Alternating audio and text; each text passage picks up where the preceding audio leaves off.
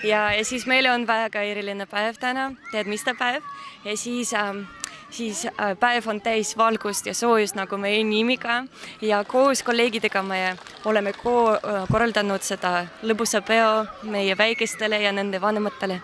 Ja siis mina soovin, et see õppeaasta oleks täis säravaid hetki ja unustamatud muljeid kõikidele. Täna on eriline päev, eriti laste jaoks ja me püüame seda teha rõõmsamaks ja meeldijaamaks.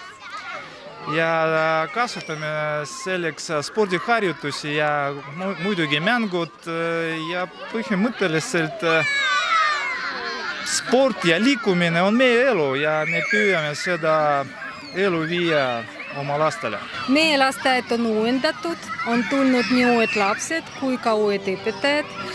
Meie lasteaias lapsi ootavad põnevad sündmused ja üritused õppeaasta jooksul ja soovin head õppeaasta lastele, lastevanematele ja meie meeskonnale.